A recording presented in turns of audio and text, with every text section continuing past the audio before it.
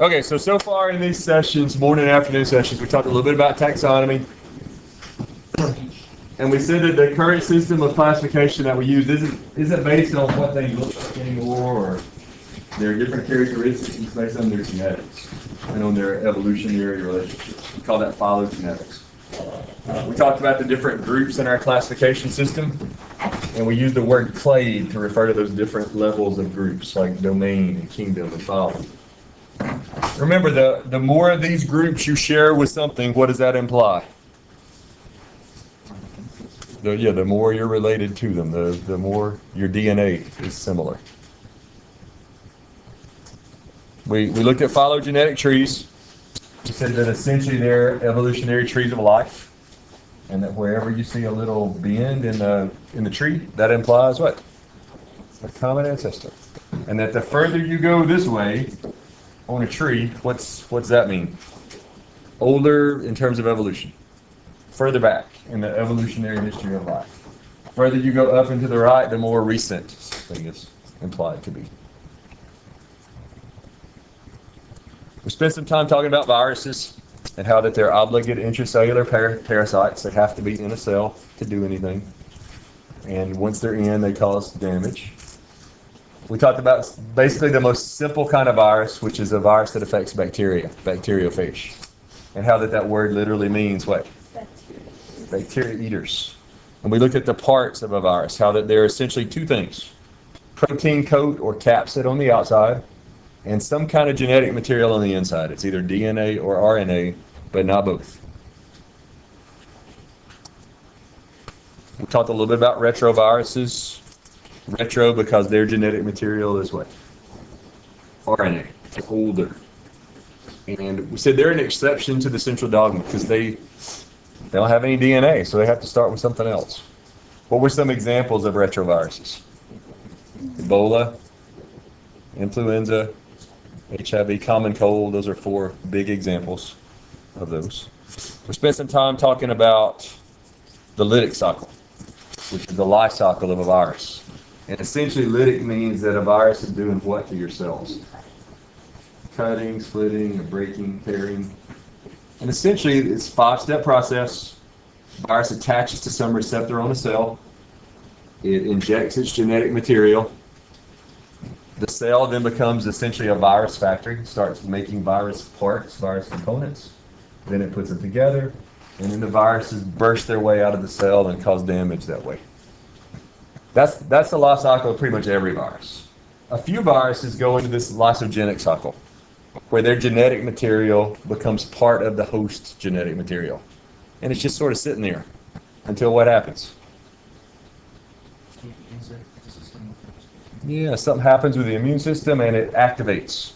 But literally when it's in that form, when it's part of the host's genetic material, it's called prophage, which means what? Literally.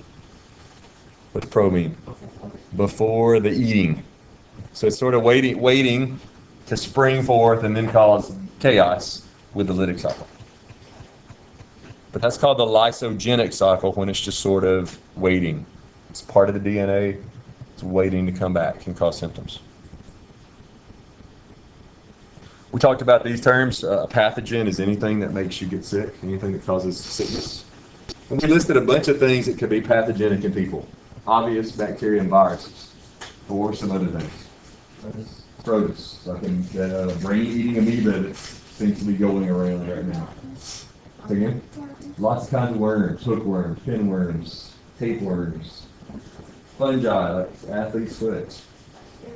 You have bacteria. There's the prions, the little self-replicating proteins that cause things like what?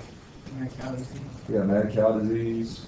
There's several other things that might be grouped as pathogens, but those are the main ones. Remember, an epidemic is what we have going on with Ebola right now. It's a localized outbreak of disease, and a pandemic is a worldwide outbreak. Hopefully the Ebola thing doesn't go pandemic. All right, but what we want to focus on today are bacteria. And we're first going to talk about just the regular old, what we call eubacteria. Put an EU in front of anything, and it means what? EU in front of anything, means like eukaryotes, for example. true. Eukaryote means true what? True nucleus. This means true bacteria. These are your everyday, normal bacteria. And just some characteristics of everyday, normal bacteria. Prokaryotic. And literally, what does prokaryotic mean?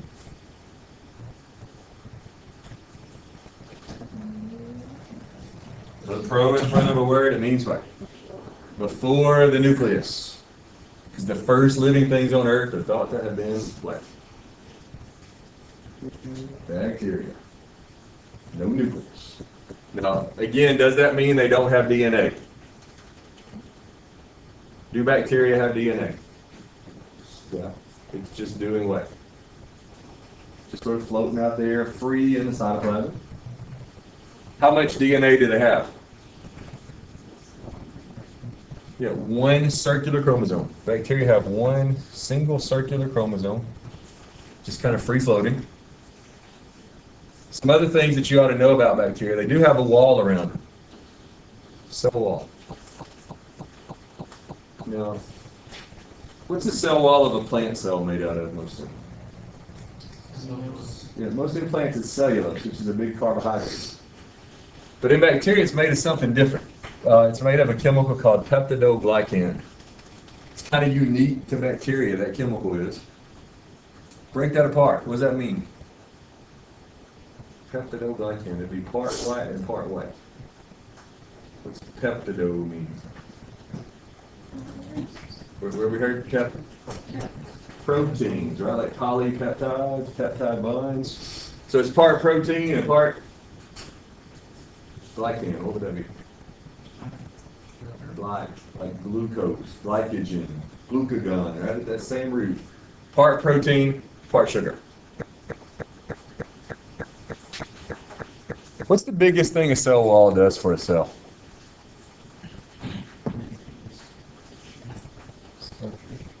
It does give it shape and structure, but there's something more important than that. It keeps what from happening to it? It keeps it from bursting. When it's in what kind of solution? When would a cell be in danger of bursting? Hypotonic, meaning that outside is more wet. Outside the cell is more wet. What's hypotonic mean? There's less wet out there. Less solutes, less dissolved things. And water always moves from where there's less solutes to where there's more. So if you're a plant cell with all kinds of, or a bacterial cell with all kinds of sugars and proteins in you, and all of a sudden you find yourself in pure water, what's the water going to do? It's going to rush in. And if your cells were like ours, what would happen to those cells? They'd just burst. The wall keeps that from happening. That's one of the main things the wall is there for. Also remember that bacteria don't have any membrane-bound organelles, which means they don't have mitochondria. They don't have chloroplasts. They don't have an ER, a vacuole. All those typical organelles that we talk about when we talk about parts of the cell, they don't have. Now they do have one organelle-like structure. But the thing about the ribosome, which they do have, it's not enclosed. It's sort of like a particle. It doesn't have a membrane around it. It's like think of it like a machine almost. Even though they have ribosomes, they're a little bit different than regular eukaryotic ones in terms of structure. What do ribosomes do? Yep, they make protein, which is, Justin went detail there. They take amino acids, put them in polypeptides, and those polypeptides get put together to make proteins. Would your DNA be any good if you didn't have any ribosomes? Because that's the job of DNA, to tell the ribosomes how to build the proteins. Also remember, they don't have a true enclosed nucleus. They have DNA, it's just sort of floating. It's not surrounded by a membrane like yours is. Because of that, sometimes their genetic material is called the nucleoid. What's that mean, nucleoid? Put a no ID on the end of the thing. What does it mean? Like. It means like a nucleus, sort of like a nucleus, but not really. It's DNA. That's about what it has in common with a nucleus. It's just sort of free-floating DNA.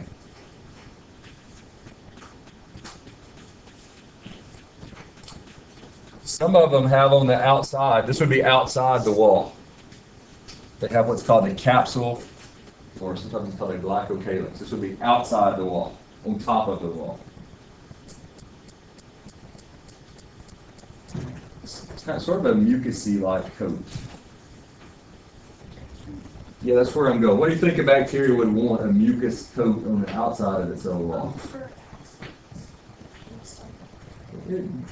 Well, maybe. What might a bacteria need protection from? If you were a bacteria, you would want to, you would want protection from the immune system, right? So that might protect it from immune systems of certain things. It might also help it to do what else? You got a mucousy coat on the outside and you're a single cell thing. What might a mucousy coat help you do? Might help you move, like slides, mucus is slick stuff. Might also help keep what from happening to you. Might help keep what inside. Water. Might keep it from dehydrating. Not all bacteria have that. Some do, some don't. But if they have it, it's on the outside of their cell wall. And it helps to protect them from immune systems. It helps to protect them from drying out. It may help them move. You might think of a fancy word for drying out other than dehydration. Word they might use in this class. It's usually a word that gets used in chemistry more so than biology, but for some reason the AP biology people like to use it. It also starts with a D, other than dehydrate. If you see this word, which you will, desiccation. This means drying out. So the capsule helps to keep them from desiccating, keep them from drying out.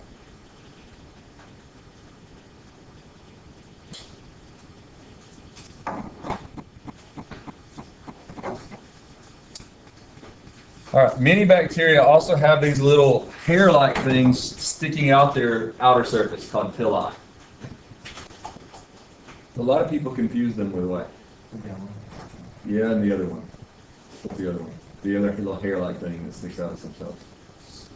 Cilia. These are not about movement. Villi are not about movement. 2 or 3 things they can do. A lot of them you might think of like bacterial Velcro. They help bacteria stick to surfaces, maybe stick to each other. So that's kind of important, help to hold them in place. Anchor. But another thing that villi might help them do, and let me back up a minute before I come to the other function. Most of the time, how do bacteria reproduce? Most of the time asexually, and what do we call their method of reproduction?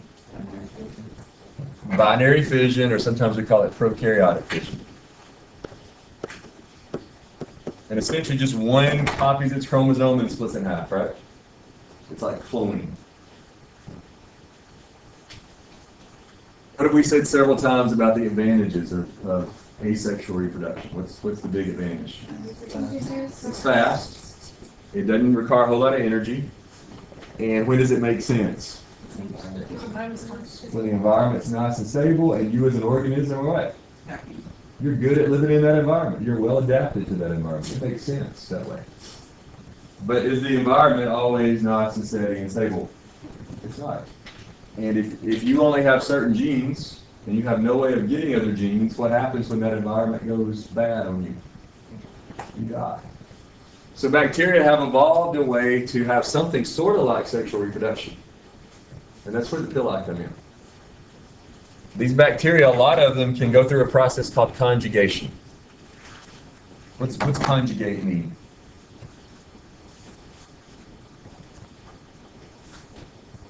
Conjugate, what would that word mean? hook together, get together. This is literally when bacteria hook up. And you can take that in all kinds of ways you want to take it, because yeah, that's what it means.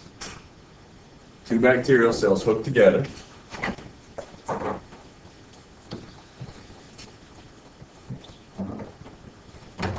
Now, I already said that they only have one chromosome, right?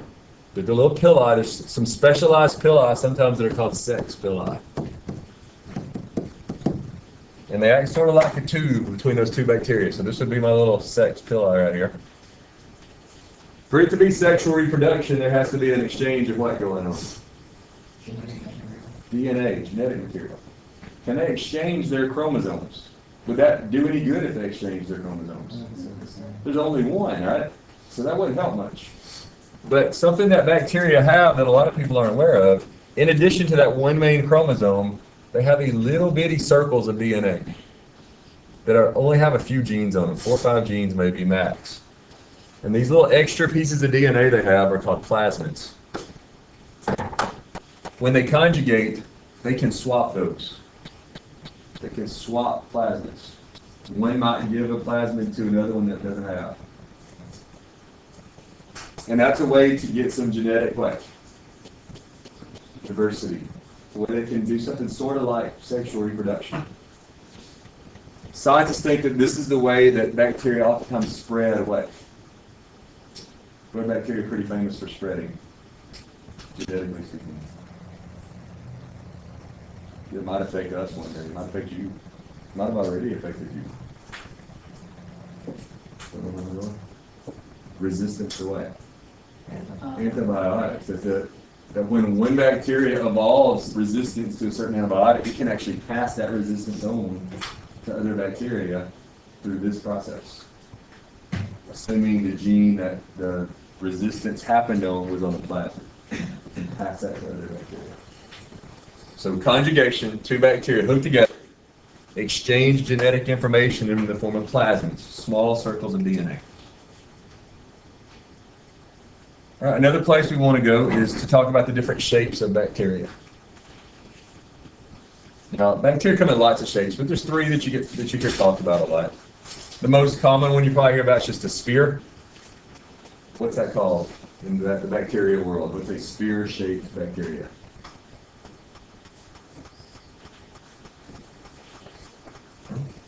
They call it the coccus. Ball-shaped, literally is what that means. Where have you heard that before? Where have you heard that? Where have you heard that before? Streptococcus, right? It's a bacteria called strep throat. Staphylococcus, you might have heard, like staph infections. Sphere-shaped bacteria. There's also a shape of bacteria called bacillus. Anybody know what that means? Yeah, it's like a ride, shaped like a ride. You might think almost. It's not really rectangular. It might be rounded on the ends, but it's ride shaped. And there's one more that gets talked a lot about, and that is called a spirillum. Sort of shaped like a corkscrew. It's a spiral shape.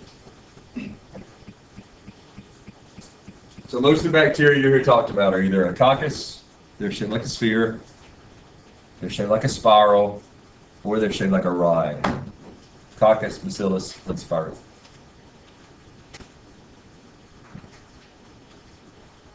Yeah, I'm going to get rid of a little bit of this writing.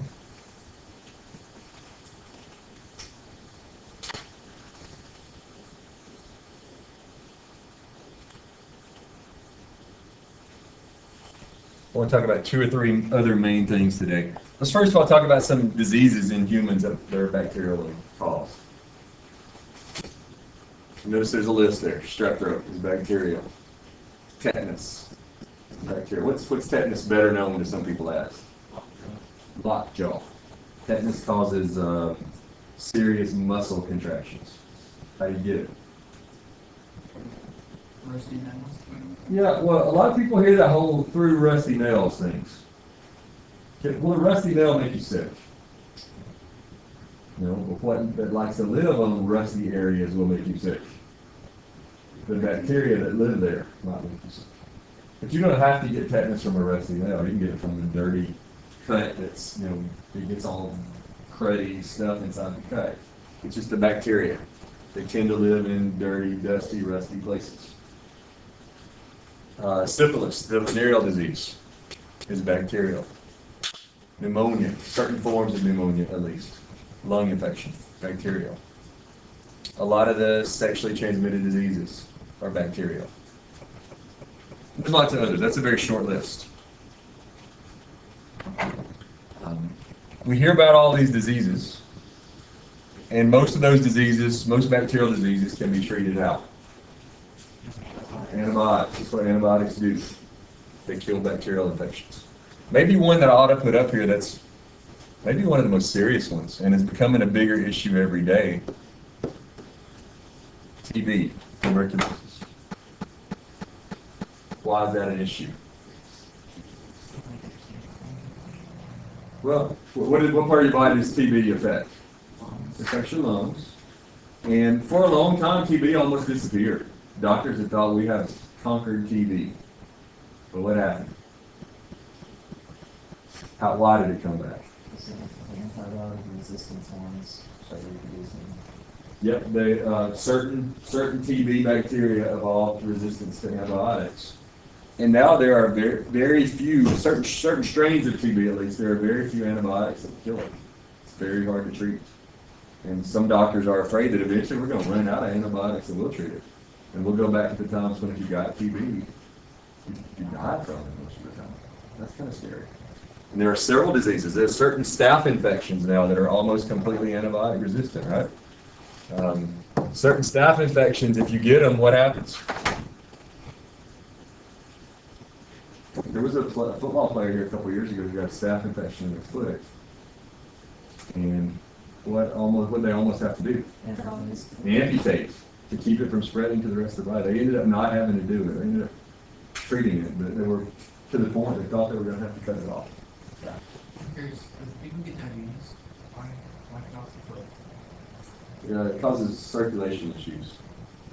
And when the circulation's not happening, you end up getting gangrene and stuff like that. Okay, I was just curious. I keep hearing about things getting knocked off. So. Yeah, it causes some serious circulation problems. All right, now moving on a little bit, even though we hear about all these bacterial diseases, most bacteria are not bad, right?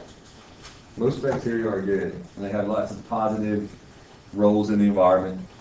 Maybe the most important positive role is their role in decomposing things. I mean, think about all the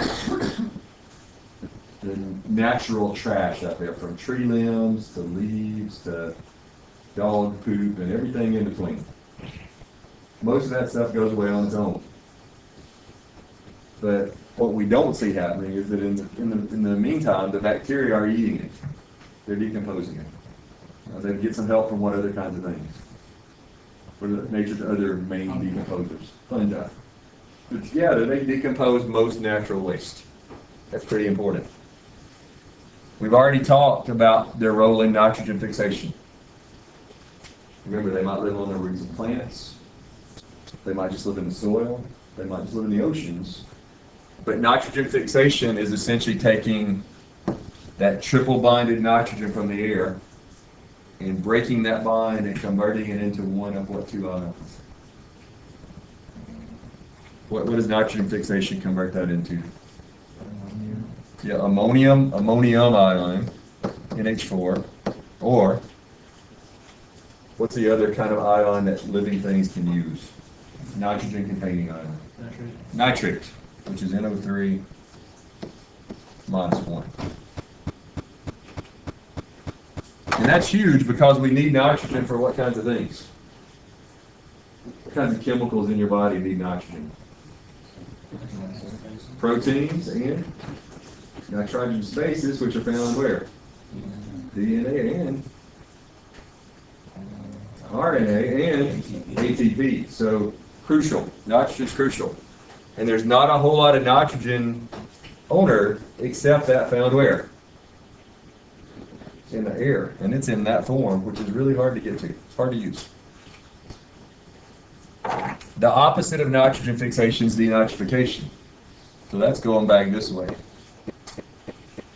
So those two processes of nitrogen fixation and denitrification make up what? Nitrogen side. The nitrogen side. And they're continually circulating nitrogen, recycling it through the atmosphere over and over and over.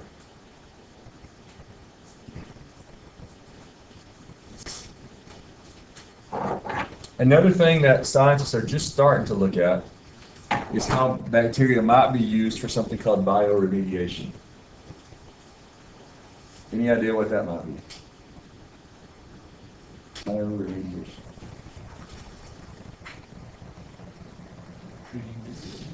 Not so much treating diseases, but cleaning up environmental disasters. Like, for example, say there's a big oil spill out in the Atlantic, and they did this with this big Gulf of Mexico oil spill. They found bacteria that can do what? Eat oil, essentially. Turn it into what? What might you could eat oil, what would you turn it into? What do you turn pretty much everything you eat into eventually? Yes. And what gas? Most of the food that you ate last night is coming out of you right now in what forms? Carbon dioxide. And that's what most of those bacteria will probably do, and do in some cases, is they eat the food, they eat the waste, whatever it may be, and then they would just release good old CO2. They're also looking at them cleaning up other kinds of environmental waste, like industrial kind of waste. But oil is the one that gets talked about the most.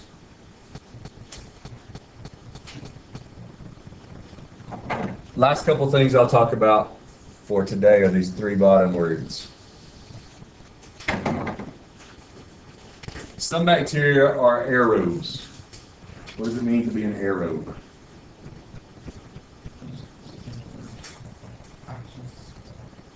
Use oxygen for what? Cellular respiration. You have to have oxygen to do some respiration, which means you need oxygen to make what? ATP. A lot of bacteria are aerobes, just like you are. Got to have oxygen to do respiration efficiently. There are a few bacteria that are called obligate anaerobes. Now again, what does obligate mean? Have to, like obligate. Have to, in this case, not have oxygen, right? Have to not have oxygen. So these are things that are completely anaerobic and that oxygen is actually pretty toxic for. Give you an example. Maybe a famous type of anaerobe that you might have heard of before. I'll put the scientific name up here and see if you can pick out what it is.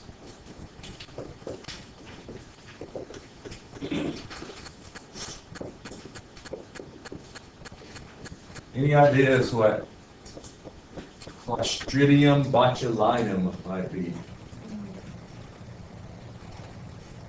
No part of that word you've heard of before. Any idea what this back part of this word is all about? Clostridium botulinum. I know there's two things you guys have probably heard of before. You probably heard of this, Botox. Yes? You probably heard of this, botulism. Let's talk about botulism first. What's botulism? First of all, it's something you don't want to get. It's a very bad form of food poisoning. And let's think about how you might get it. Let's say that you're working at a factory that's canning vegetables. So you cook the vegetables. Hopefully you cook them hot enough to do what? Kill the bacteria that were growing on them. But let's say you didn't. So you got these vegetables. The veggies are in here. You didn't quite cook them hot enough. So there's some bacteria left. Well, what do you do in the process of canning them? The good old steel aluminum can. What are you going to do to that can as you're putting the lid on it? take the air out. They vacuum seal it. Put the can on top, it's airtight now. Well, these bacteria are anaerobes, which means where'd you just put them? In a perfect environment. You put them in heaven, right? They're in bacterial heaven because they've got lots of food, no oxygen to worry about. What do they start doing? Start munching on that food. Start reproducing like crazy. The thing about Clostridium botulinum is as they're reproducing, what are they also giving off into their environment? Toxins, powerful toxins. One of the most powerful toxins in the world is botulinum toxin. And that just ends up floating around in the can. If you bought this can, how might the can look? How might you know that it's weird? It's like extra full. Yeah, a lot of time the can starts to bulge. Why is it bulging? Because there's so much gas that's pushing the fluid out.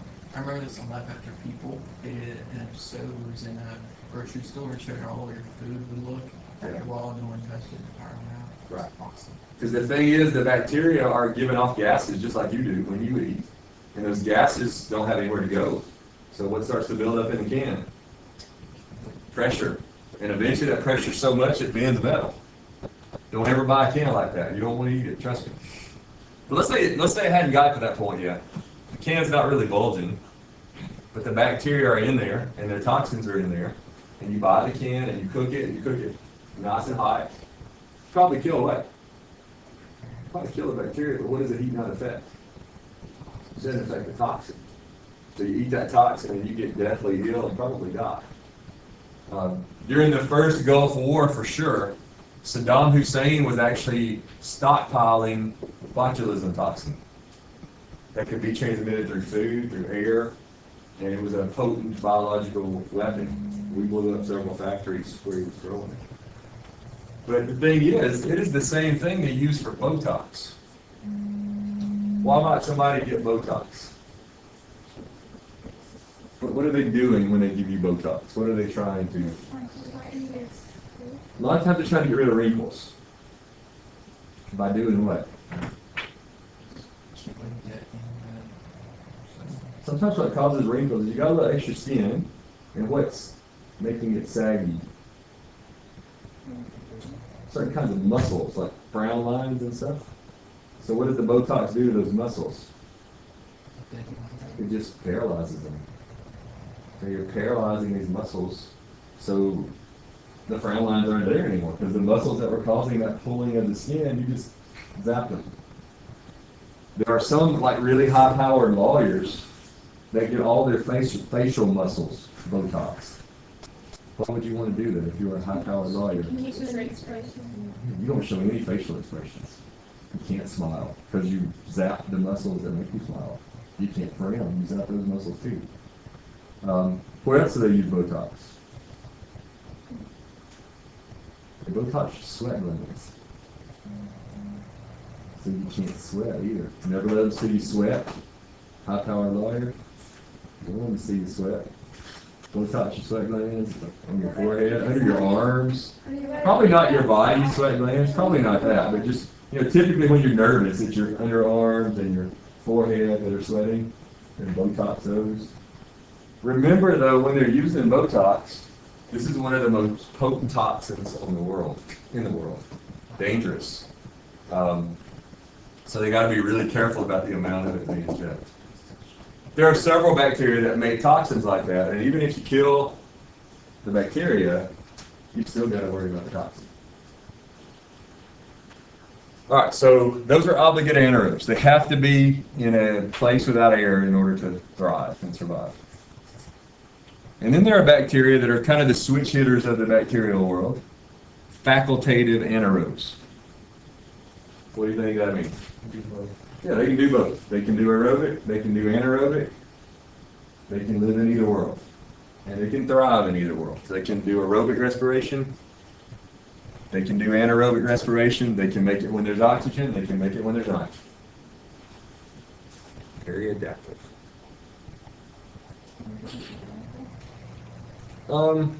I can't give you a specific organism off the top of my head. I'm not sure of one. Most bacteria are going to be aerobes. Clostridium's a good example of an obligate anaerobe, but I can't give you an example right off the top of my head of the faculty one. I do want to mention two other quick bacteria before we call it a day. What are some other bacteria that are associated with food poisoning? Salmonella and E. coli. Let's talk about both of those for just a minute. E. coli is maybe the most famous bacteria out there. Its scientific name is actually this big old long thing. E. coli is in the genus Escherichia. That's what the E is about. Escherichia coli. That's its scientific name. Where's it normally found? It's normally found in intestines, digestive tract. You have millions of E. coli in you right now. Why are you not dead? Say again? Not so much. Most E. coli are good and not harmful. Most E. coli are a good thing. There's a few versions of E. coli that have actually been infected, most of the time by a virus, like a bacteriophage, that actually cause sickness. You're most likely to get E. coli from eating what? What kind of meat? Undercooked, mostly what kind of meat though? Mostly what kind of beef? Mostly hamburger. Because where's that hamburger coming from? When they grind hamburger, are they really careful about what they throw in the grinder? Not so much. And sometimes what ends up getting thrown into the grinder? Intestines. As in like large intestine, which is where what gets made. And other assorted waste products. And if there are bacteria in there, they get ground up in there too. They don't get killed though. It's part of the hamburger meat. If you eat hamburger meat, don't eat it pink. Don't eat it red. It needs to be brown. Cook it well done. Because what can E. coli do to you? It'll only make you sick at your stomach, which is what you normally think of as food poisoning. Yeah, that'll happen. But what else can happen? What organ tends to get affected in addition to your digestive system when you get E. coli infection? Your kidneys. And they can shut down your kidneys. And that can lead to nothing good, right? I have a friend who actually went to school here maybe 10 or 12 years ago. He ate a hamburger at McDonald's one day, noticed it was a little pink, kept on eating it, got a really bad case of E. coli. His kidneys almost completely shut down. Turned out there were several people that day, apparently whoever was cooking hamburgers at McDonald's that day didn't know what to do them. And they all sued McDonald's and ended up getting hundreds of thousands of dollars out of McDonald's because of the E. coli infection. But he still, to this day, and that's been 12, 15 years ago, has kidney issues. And he's at the point now where they think they may have to put him on dialysis just from eating undercooked beef. Don't do that. Cook it well done. If it's pink, send it back. Make it cook it. You don't want to get E. coli. Where else do people sometimes get E. coli infections from? Usually it's from like water parks. How come water parks? People pee in them. It's not the pee, that would be urine. It's you have a little kid who has it. Little kid wearing a diaper. The little kid goes to the potty in the pool. And if the chlorine levels aren't right, whoever's close by gets exposed to that E. coli. There was an outbreak of E. coli in Atlanta a few years ago from a water park. A lot of people ended up getting really, really sick from that. You don't want E. coli. You don't want the bad kind of E. coli. You already have the good kind. You don't want to get the bad kind. Anyway, salmonella. Let's talk about that one. Where do you tend to get that one from? Fish. Chicken mostly. Maybe fish, but usually chicken. And it's usually undercooked chicken. Or it's where somebody is cooking chicken, and maybe they're using like a cutting board to cut it up. And then they don't disinfect it, and then they put, salad on top of that cutting board, and they start cutting up their lettuce or cutting up their celery or whatever on the same board they cut up their chicken with. They don't cook the lettuce. So it ends up getting passed that way. If you're grilling, if you're cutting up chicken, you need to, when you finish with whatever you're manipulating that chicken with, whether it's your spatula or your knife or whatever, if it's touched raw chicken, you don't need to touch anything else. You don't need to use it to cut up the cooked chicken because that bacteria is still on there, right? Change it out because salmonella can make you really sick and can kill you, just like E. coli can. All right, let's see if there's anything else I need to touch on here today. We'll look at this picture and then we'll call it quits. Here's a picture of a typical bacterial cell. Notice it's got this one big loopy chromosome in the middle. It's not really a circle, it's just a loop. It may have these little extra pieces of DNA that we talked about, plasmids. And we said they can do what with those plasmids? Transfer them. It's got lots of little ribosomes out here in the cytoplasm, free floating. It's got a cell membrane, plasma membrane. It's got a wall. And some of them have a capsule on the outside, which is that mucus coating. We talked about how it protects them from immune systems and drying out and helps them move. And then they may have these little hair-like structures, which I'm going to call pili. And that may help them to attach to surfaces. I called it bacterial Velcro. Some of them may help them attach to each other. What do we call that? What do we call it when they attach? Conjugation and swap plasmids. Some bacteria also have flagella, which are longer hair-like structures that are important in helping them move. All right, the next one of these we will finish up bacteria. And we'll be ready to move on to our next topic. Good place to stop.